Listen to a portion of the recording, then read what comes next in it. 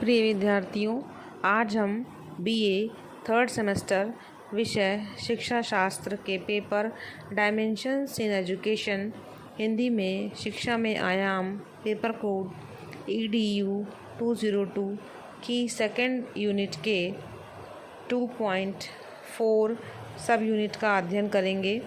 आज का हमारा टॉपिक है मानव अधिकारों के संवर्धन में संयुक्त राष्ट्र निकाय।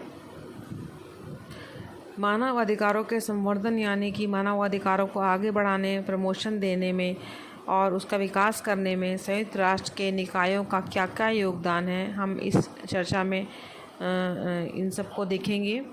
हम पहले आपको उन निकायों का नाम बताएंगे लाइन से, कौन कौन सी वो बॉडीज़ हैं या निकाय हैं जिन्होंने मानव अधिकारों के संवर्धन के लिए कार्य किया। फिर उन बॉडीज़ या निकायों का हम आपको डिटेल भी देंगे। तो पहले हम आपको बॉडीज़ का नाम बता देंगे।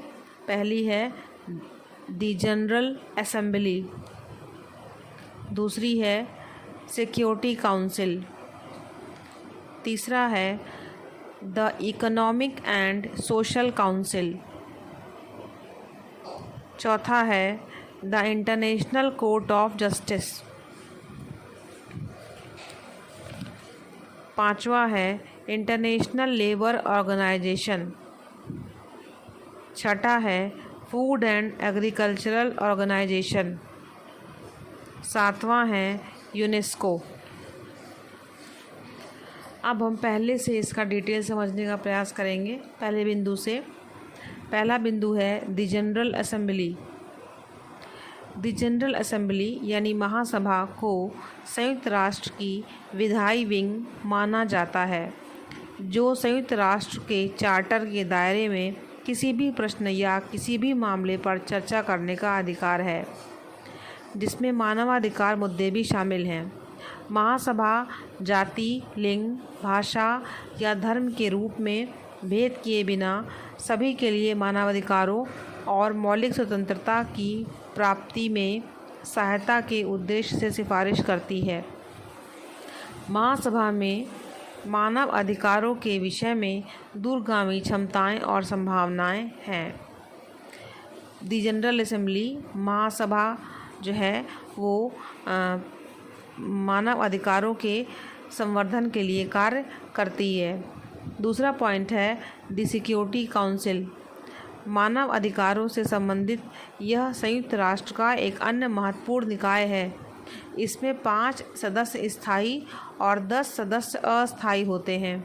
इसके 5 स्थायी सदस्य हैं संयुक्त राज्य अमेरिका, यूनाइटेड किंगडम, रूस, फ्रांस, चीन। महासभा द्वारा अस्थायी सदस्य चुने जाते हैं।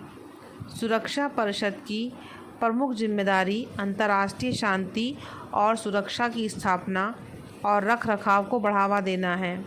यह निकाय भी मानव अधिकारों के लिए बहुत कार्य करती है।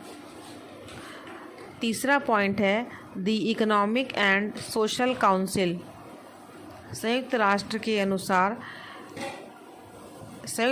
चार्टर के अनुसार आर्थिक और सामाजिक परिषद मानव अधिकारों से संबंधित संयुक्त राष्ट्र के महत्वपूर्ण निकायों में से एक है।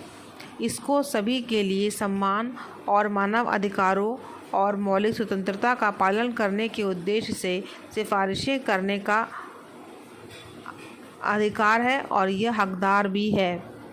इसको विशेष एजेंसियों से नियमित रिपोर्ट प्राप्त करने का अधिकार है और हकदार भी है, और इसके पास आर्थिक और सामाजिक क्षेत्रों में कमीशन स्थापित करने और अपने कार्यों को प्रदर्शन के लिए आवश्यक मानवाधिकारों और अन्य आयोगों को बढ़ावा देने की शक्ति भी प्राप्त है।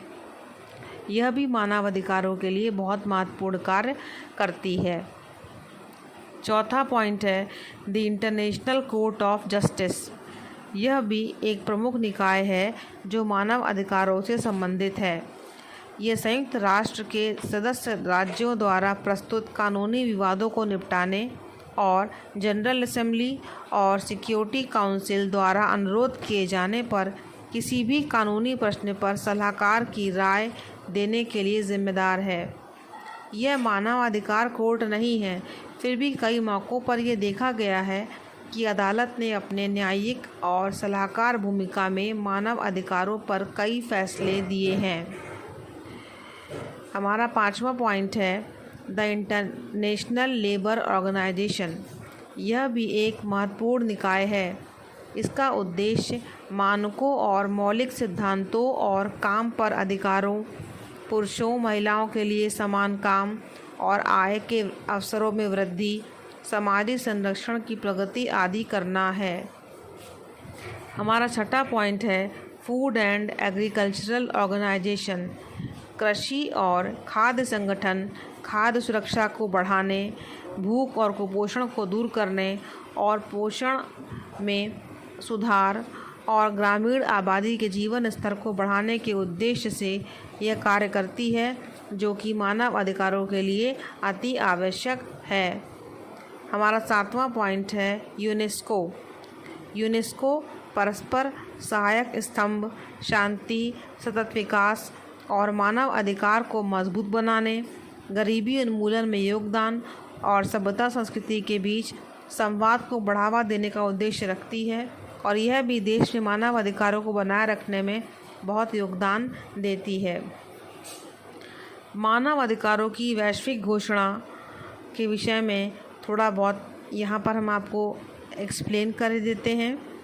संयुक्त राष्ट्र संगठन 24 अक्टूबर 1945 को विश्व में शांति और न्याय बनाने के लिए बनाया गया था। मानव अधिकारों की वैश्विक घोषणा 10 दिसंबर 1948 को की गई और इसे अपनाया गया।